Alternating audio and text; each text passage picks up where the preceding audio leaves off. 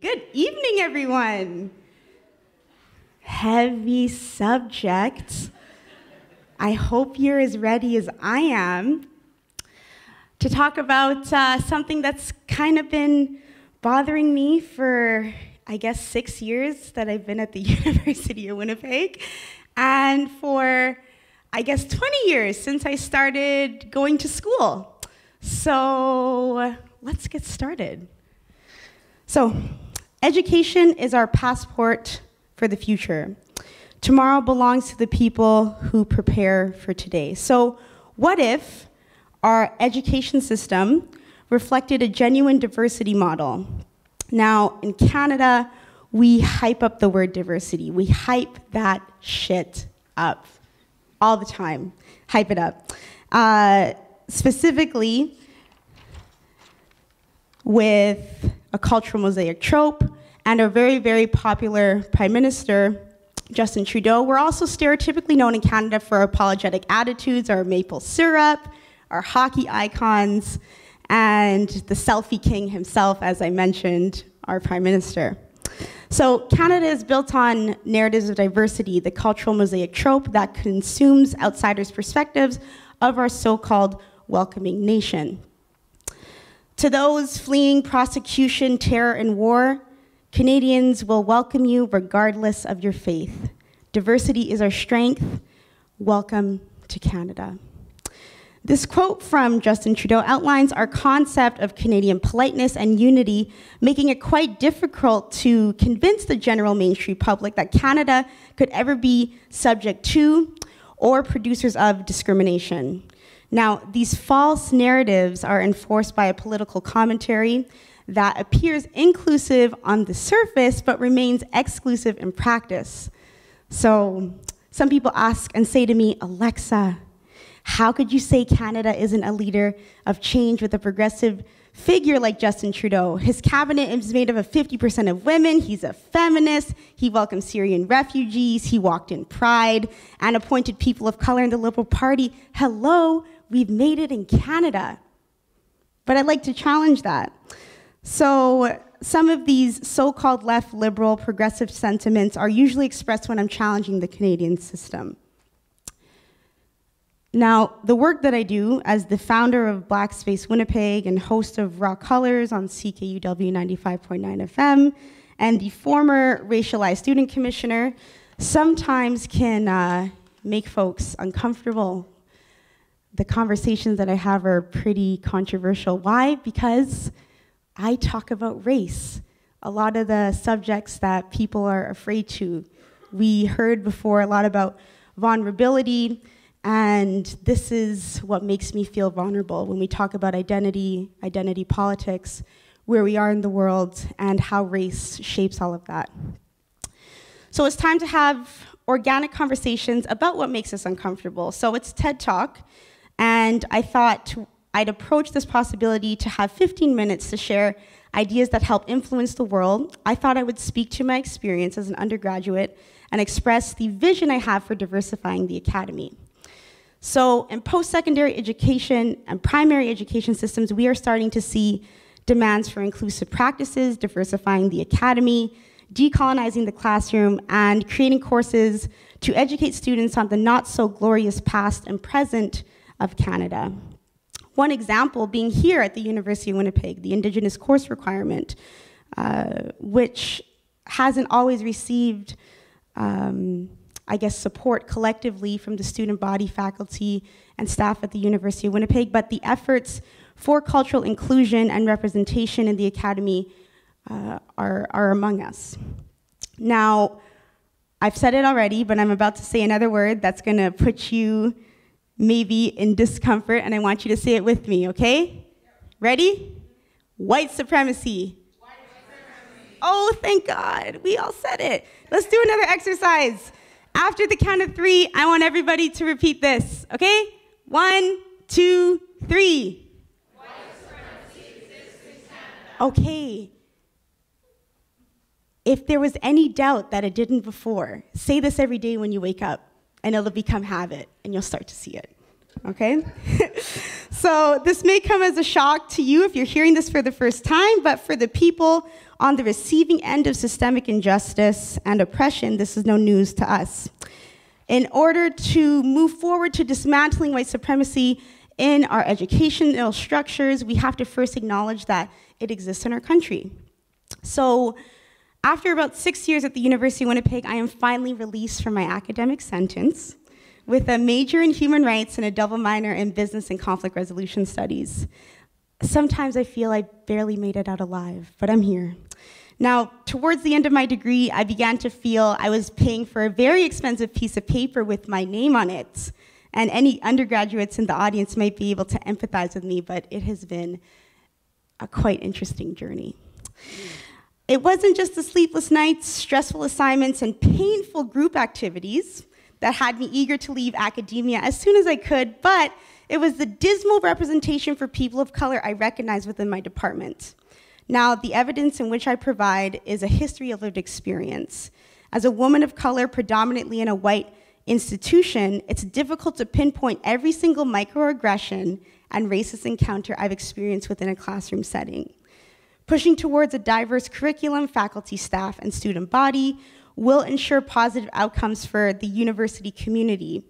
Much like my early years, university education was consumed with moments of isolation and vulnerability. At times, being the only person of color in the classroom left a lasting impact on me that cannot be expressed to most without being able to relate to through lived experience. So over time, I began to feel disconnected towards my degree.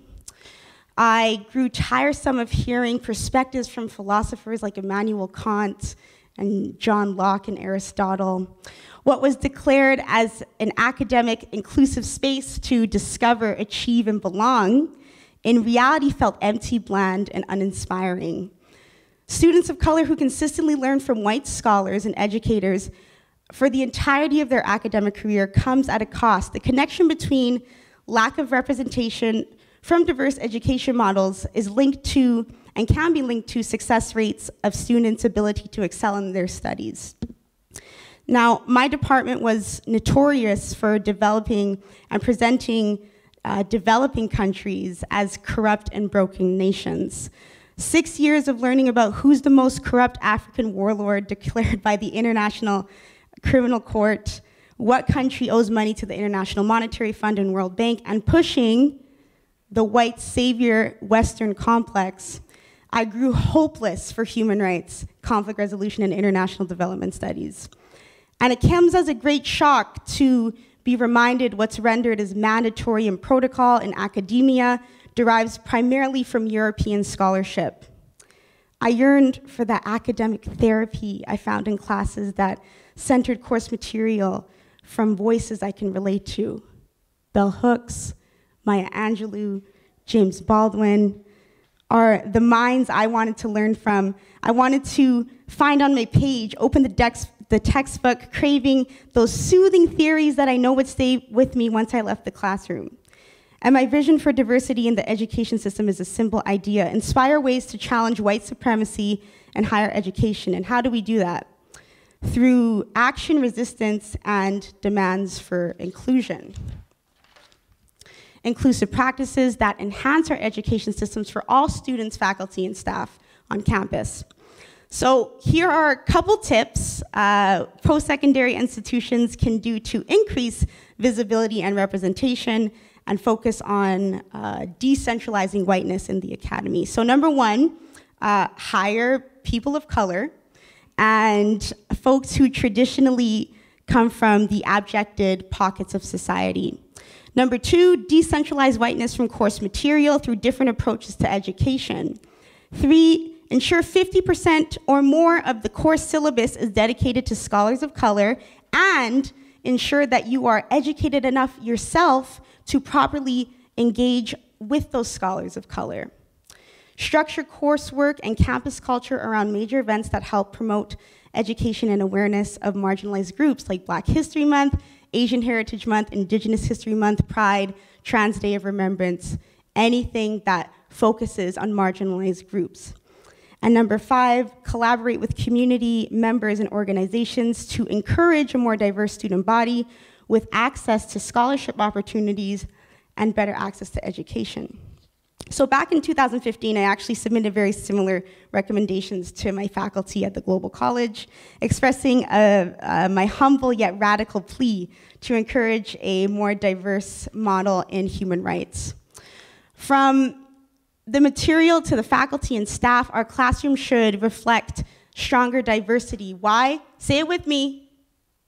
Representation matters. Okay, so these suggestions provided were also in response to a 2016 survey conducted by the University of Winnipeg called Employment Equity Census. Basically, the survey was distributed to all active core employees, composed of faculty and staff, so not just educators, active on payroll, so about 846 employees responded. It is within these small percentage of marginalized groups for my resilient demand in challenging what appears to be a non-diverse academic environment. So we have about 59% of women. Woohoo! I was happy about that statistic, which is great. 39% to men, and then moving on to this one. Though we have an Indigenous course requirement, less than 10% of Indigenous people work at the University of Winnipeg, I thought was very interesting. Folks who self-identify with a person with a disability is less than 8%. Racialized folks is just under 17%. And for sexual orientation, folks who come from or identify as LGBTQ is less than 8%. And less than 1%, so 3 out of 537 people identify as gender non-specific and non-binary. Who likes pie? What kind of pie? Any kind of pie. Pumpkin's my favorite. So look at this. This is what less than 10% looks like on a plate. Do you want more pie than that? Okay, like the holiday season is coming up, and I plan on eating. And that's not enough. So the numbers do not lie. Statistics are alarming. How can we diversify the academy with such tokenizing, inadequate representation amongst faculty staff from marginalized communities in our institutions? These numbers are also scarce across Canadian universities. Another example is at the University of Toronto, where marginalized groups are about this. So 52% of women, 1% of Indigenous people, 27% of racialized individuals, persons with disabilities is 3%, and 5% for the LGBTQIA community. Now, I hope this evidence at hand is enough to convince and light a fire of change and ignite that fire and make it grow. Concerned students, faculty, and staff have started to execute initiatives for academic inclusion, but the numbers need to grow. For example, earlier this year, the University of Toronto held the first ever in Canada Black graduation, creating safe space for Black undergraduates, eager to celebrate their success of their academic journey with their peers along the way. Efforts like this remind me of what happens when marginalized communities come together and impact a system through traditions and ways to positively infect new generations to come.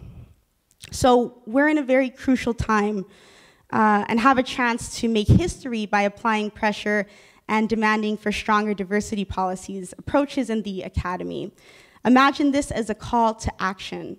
Personally, it is exhausting as a woman of color to express to people why there's a problem when Euro-Canadian history is a requirement and Black history is an elective. Without tools in place to grow diversity on our campus, we'll end up with a long battle ahead of us, much like in recent events that took place in Charlottesville. I fear the stronger the campaign comes to remove statues of our oppressors and apply strict diversity frameworks to maintain a rich student body and campus culture, we will start to see instances of white and male fragility fight back. A system that will no longer benefit folks who've enjoyed the benefits from the oppression of marginalized communities from generations. But as James Baldwin once said, not everything that is faced can be changed, but nothing can be changed until it's faced. I had a conversation with a student at a conference earlier this year that had me having this much faith in our academic system. And he said, as an Indigenous man, I have to pay to go to university to gain more access to my people's traditions that were taken away from us by the state. What steps will be systemically implemented to truly revoke white supremacist practices? I have little faith in an education system that forces students to enter a life into debt after their education and rejects the hard-earned degrees from students who come from countries abroad. Recently, a friend of mine had a conversation expressing our frustrations of white supremacy in the classroom, and she told me that in her environmental science course, they were learning about the environmentalist Archibald Bellamy. Bellamy, am I saying this correctly? Do we know him? He goes by the name Gray Owl. So basically, he took on the aesthetic of what he thought Indigenous people looked like, darkened his skin, grew out his hair, married an Indigenous woman, and culturally appropriated an Indigenous culture to legitimize what I feel was his twisted logic. And she asked, why are we learning from an environmentalist basically in red face? Still, the professor tried to justify his studies and efforts made for the environmental advocacy. So educators who feel the need to desperately clutch onto academic figures who we know today were racist, sexist, and horrible human beings in the name of education need to rethink primitive texts regulated throughout their curriculum. But it's not their fault. They were products of their time, usually what people say. I wonder if 100 years from now, people are going to look back and say Donald Trump was a product of his time, even though we're allegedly in a time of equality and change. Okay? So what we need is a revolution, an education revolution, to revamp the blueprint of our universities. I came to the University of Winnipeg, I came to seek higher education and open my mind and discover what I wanted to do with my university career. Basically, to discover, achieve, and belong. So what did I discover? That I had a unique voice, that loved to challenge professors in the classroom. What can I say? I was raised by a very conscious, independent Black woman. That's some of the benefits, and I'll never apologize for that. And I wanted to relate to people in my community. So what did I achieve? A way to grow my passion through grassroots activism, collaborating with a network that applies models of change through pressure, persistence, and promise.